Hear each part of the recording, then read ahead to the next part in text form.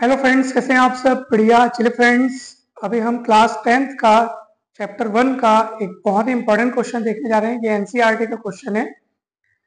दोस्तों, आप सभी ये जानते हैं कि हम हर लेक्चर को इस तरह से पढ़ रहे हैं कि आप चाहे हिंदी मीडियम से हो, चाहे आप इंग्लिश मीडियम से हो, आपको ये पूरा का पूरा टॉपिक, ये क्वेश्चन बहुत आसानी से समझ में आ जाएगा। दोनों भाषाओं का ध्यान रखते हुए प्रत्येक वीडियो तैयार किया जा रहा है, इसलिए आप सभी वीडियो के अंत तक बने रहें और बहुत आसान भाषा में हर सवाल आपको समझ में आ जाएगा। इसके पहले वाला वीडियो आप लोग जरूर देखिएगा, डिस्क्रिप्शन बॉक्स में आपको उस वीडियो का लिंक मिल जाएगा। तो चलिए अब हम देखते हैं कि इस सवाल में क्या कहा जा रहा है। सिद्ध कीजिए कि कोई भी पॉजिटिव ऑड इंटीजर, यानी कि कोई भी विषम धनात्मक पूर्णांक, ठीक है, या तो 6q+1 के रूप में होगा, या तो 6q+3 के रूप में होगा, या तो 6q+5 के रूप में इस रूप का होता है, जहां q कोई इंटीजर है, अर्थात q कोई पूर्णांक है। यानी कि कोई भी पॉजिटिव ऑड इंटीजर, यानी कि विषम धन पूर्णांक जो है, वो या तो इस रूप में, या तो इस रूप में, या तो इस रूप में होता है, जहां पे q कोई भी इंटीजर है। ये अपने को प्रूफ करना है। तो चलिए हम मान लेते हैं कि मान लो कोई पॉजिटिव ऑड इंटीजर जो है, ठीक है, मान लो कोई पॉजिटिव ऑड इंटीजर यानी विषम धन पूर्णांक मान लो a है। अब आप देख सकते हैं कि हमको सवाल में जो भी चीजें सिद्ध करनी है, जो भी चीजें प्रूफ करनी है, वो उसमें आप देखो 6 यहाँ पे सब में कॉमन है। 6q+1, 6q+3, 6q+5, मतलब ये बात हमको इस तरफ इशारा करती है कि हमको a को 6 से डिवाइड करना चाहिए, क्योंकि हमको तीनों चीजें जिस रूप में दी गई हैं उसमें आप देखो 6q+1, 6q+3, 6q+5, मतलब साफ साफ ये पता चल रहा है कि हमको a को 6 से डिवाइड करना चाहिए। तो उसी बात को हमने लिखा है कि a को 6 से डिवाइड करने पर, a को 6 से भाग देने पर, मान लो q कोसेंट है अर्थात भागफल है और r रिमाइंडर है अर्थात शेषफल है। तो यहाँ पर हम यूक्लिड्स लेमा का प्रयोग करेंगे, यूजिंग यूक्लिड्स लेमा, जिसको हमने पिछले क्लास में देखा था। अगर आपने वो वीडियो नहीं देखा है तो जरूर जाइए, डिस्क्रिप्शन बॉक्स में उसका लिंक दिया है। बहुत इजी लैंग्वेज में आपको समझ में आ जाएगा एग्जांपल्स के साथ। तो भाई अगर आप a को 6 से डिवाइड कर रहे हैं तो q यहाँ पे कोसेंट है और r रिमाइंडर है, q भागफल है और r शेषफल है। तो आप ये फॉर्मूला, जिस फॉर्मूले से आया है, यूक्लिड्स लेमा का जो फॉर्मूला होता है, dividend is equals to division into quotient plus reminder, अर्थात भाज्य बराबर भाजक गुणित भागफल धन शेषफल। तो a यहाँ पे क्या है? डिविडेंड है अर्थात भाज्य है। 6 क्या है यहाँ पे? 6 क्या है यहाँ पे? भाजक है अर्थात डिविजर है, क्योंकि हम 6 से a को डिवाइड कर रहे हैं। q क्या है यहाँ पे? भागफल है अर्थात कोसेंट है ना भाई q। और r क्या है यहाँ पे? r रिमाइंडर है अर्थात शेषफल है। और आप सभी को पता होगा कि रिमाइंडर अर्थात शेषफल की वैल्यू जो है वो हमेशा भाजक अर्थात डिविजर से हमेशा कम होती है। 0 या 0 से बड़ी होगी परंतु डिविजर से हमेशा कम होगी। तो डिविजर यहाँ पे 6 है, क्योंकि a को हमने 6 से डिवाइड कर रहे हैं, तो r की वैल्यू हमेशा 6 से छोटी होगी। 0 हो सकती है, 0 से बड़ी हो सकती है, परंतु 6 से बड़ी नहीं हो सकती, 6 भी नहीं हो सकती, 6 से छोटी ही होगी। यानी r की वैल्यूज के लिए हमारे पास टोटल ये ऑप्शन है। r की वैल्यू या तो 0 हो सकती है, या तो 1, या तो 2, या तो 3, या तो 4, या तो 5। 6 नहीं हो सकती। क्यों नहीं हो सकती?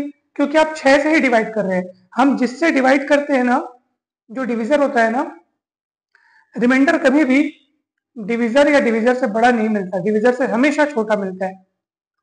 तो ये अब आपको अच्छे से क्लियर हो गया होगा। यानी r की वैल्यू या तो ये सब r की वैल्यूज के ऑप्शंस हैं, और इन सभी ऑप्शंस को हम यहाँ बारी बारी से यहाँ पर रख करके देखेंगे और चेक करेंगे कि a की वैल्यूज हमको क्या क्या मिलती है। तो चलिए सबसे पहले हम r की वैल्यू 0 रख के देखते हैं। तो r की वैल्यू जब आप 0 रखेंगे तो a is equals to 6q+0 अर्थात 6q हो जाएगा।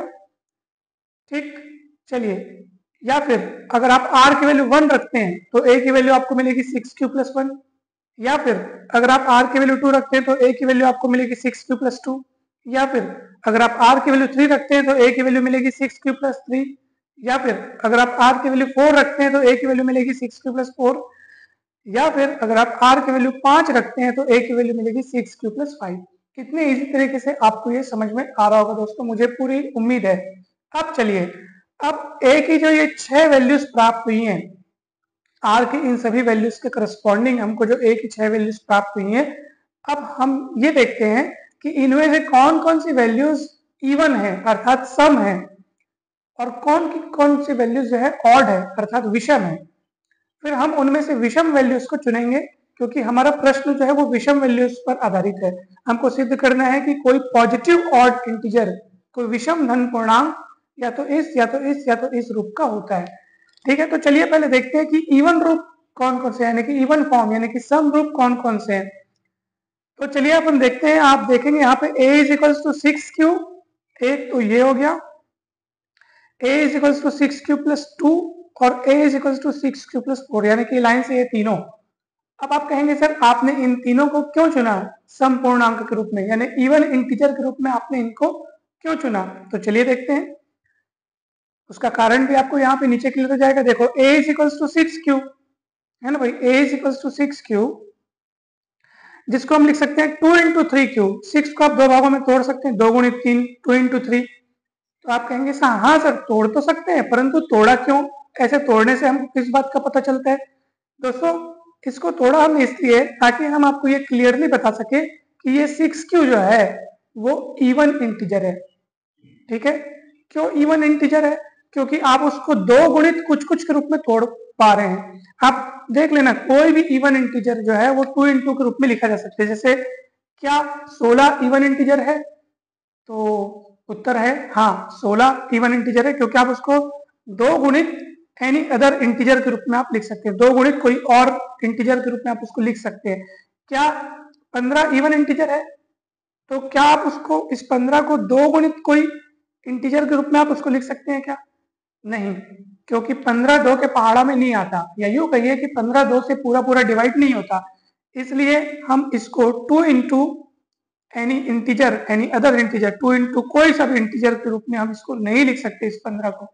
इसलिए 15 जो है वो इवन इंटीजर नहीं है, सम पूर्णांक नहीं है, परंतु 16 जो है वो सम पूर्णांक है, इवन इंटीजर है, क्योंकि उसको 2 इंटू एनी अदर इंटीजर, कोई भी इंटीजर, जैसे 20 उसको 2 गुणित कोई और इंटीजर के रूप में कौन है यहाँ पे? 10 है। ठीक है, किसी भी अगर आप इंटीजर को 2 गुणित कोई और इंटीजर के रूप में अगर आप तोड़ पा रहे हो तो वो इवन इंटीजर है, और ऐसा अगर नहीं तोड़ पा रहे हो तो वो नहीं है। जैसे 23, 23 क्या ये इवन इंटीजर है? तो क्या आप इसको 2 गुणित, इस 23 को 2 गुणित कोई और इंटीजर के रूप में तोड़ पा रहे हो क्या? सोचो जरा। तो आप बोलोगे नहीं सर 23 2 से पूरा पूरा डिवाइड नहीं जा रहा है, इसलिए हम इसको ऐसे नहीं तोड़ सकते, है ना भाई। और 23 जो है वो 2 के पहाड़ा में भी नहीं आएगा, इसलिए ये ऑड इंटीजर है। तो अब आप समझ गए होंगे कि इनको 2 गुणित यानी 2 मल्टीप्लाई कुछ कुछ के रूप में लिखने का क्या कारण है, ताकि हम ये आसानी से बता सके कि हाँ ये इवन इंटीजर है अर्थात ये सम पूर्णांक है। ठीक इसी तरह आप देखो a is equals to 6q plus 2 जो आपके पास यहाँ पे लिखा हुआ है, यहाँ से भी आप देखो 2 कॉमन निकाल सकते हो। तो 2 कॉमन निकलने के पश्चात आप देखो यहाँ 6q में से अगर 2 कॉमन निकलेगा तो 3q बचेगा, और यहाँ 2 कॉमन निकल जाएगा तो यहाँ 1 बचेगा। अगर हमको अगर यकीन नहीं है तो आप इसको 2 को वापस इस ब्रैकेट में मल्टीप्लाई करके देखो, आपके पास वापस इतना ही मिलेगा। 2 को अंदर मल्टीप्लाई करेंगे तो 2 3 जा 6q और 2 1 जा 2, इतना ही मिलेगा। तो 2 कॉमन निकलने के पश्चात आप इसको इस तरह से लिख सकते हैं। और अब देखो 2 into something, 2 into some integer, आपने इसको तोड़ दिया, मतलब हाँ तय हो गया कि ये भी क्या है? इवन इंटीजर है, अर्थात ये भी सम पूर्णांक है।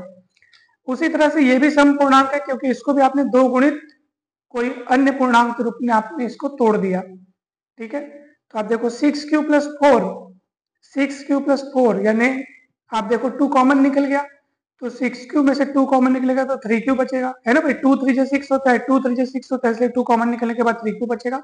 और यहाँ 4 में से अगर 2 निकल गया तो 2 बचेगा, क्योंकि 2 2 जब 4 होता है। तो आपने देखा कि हम इन तीनों को 2 multiply by some integer, 2 multiply by some integer, 2 multiply by some integer के रूप में एक्सप्रेस कर पा रहे, यानी कि ये तीनों वैल्यूज ए की इवन वैल्यूज है, यानी कि सम मान है, ए के सम मान है। तो बच गए तीनों कौन कौन? ये और ये। क्या इन तीनों में से आप 2 कॉमन निकाल पा रहे हैं कि जैसे इन सब में से आप निकाला वैसे आप निकाल सकते हैं कि इसमें से नहीं निकाल सकते? इसलिए ये तीनों वैल्यूज ए की ऑड इंटीजर्स हैं, मतलब एक ही ऑड वैल्यूज है ना भाई, ये ऑड इंटीजर्स है। इसलिए ए ऑड इंटीजर है यदि ए या तो ये होगा, ए की वैल्यू या तो ये होगी, ए की वैल्यू या तो ये होगी। और इस तरह से आपका ये सवाल कंप्लीट होता है दोस्तों। यही हमें सिद्ध करना था कि ए यदि कोई पॉजिटिव ऑड इंटीजर है, यानी कि कोई विषम धन पूर्णांक है, तब ए या तो इस रूप का होगा, या तो इस रूप का होगा, या तो इस रूप का होगा, जहां क्यू कोई पूर्णांक है। तो दोस्तों बहुत इजी तरीके से ये थ्योरम, ये सवाल ये प्रूफ हुआ है दोस्तों। हमें पूरी उम्मीद है कि आपको ये बहुत इजी तरीके से समझ में आया होगा। कहीं पर भी कोई भी डाउट होगा तो आप लोग जरूर पूछिएगा दोस्तों। और वीडियो अच्छा लगा हो तो जरूर लाइक करें, कमेंट करके अवश्य बताइए कि वीडियो आपको कैसा लगा। 10th की वीडियो सीरीज का ये आज दूसरा वीडियो है। अगर आपकी ओर से अच्छा रिस्पांस मिलेगा, अच्छा फीडबैक मिलेगा, अच्छे से आप लोग कमेंट्स करेंगे, अगर आपको वीडियो अच्छा लगेगा तो इस सीरीज को बहुत उत्साह के साथ यूं ही जारी रखा जाएगा और ये बिल्कुल आगे बढ़ते जाएगा। तो आप सब लोग के सहयोग से बिल्कुल ये 10th की जो मैथ्स की ये सीरीज है ये यूं ही चलती रहेगी, और फिर हम साइंस की भी वीडियो सीरीज शुरू करेंगे। तो आप लोग कमेंट करके अवश्य बताएं कि ये वीडियो आपको कैसा लगा, और कहीं पर भी कोई भी डाउट हो तो जरूर पूछिएगा दोस्तों। तो आज के इस वीडियो में इतना ही। हम जल्द ही मिलते हैं नेक्स्ट वीडियो में। आप इसी तरह के और अनेक क्वेश्चंस ट्राई कीजिएगा, और हम मिलते हैं दोस्तों अब नए क्वेश्चन में। आप सभी को बहुत बहुत धन्यवाद दोस्तों। Thank you so much. जल्द ही मिलते हैं नेक्स्ट वीडियो में।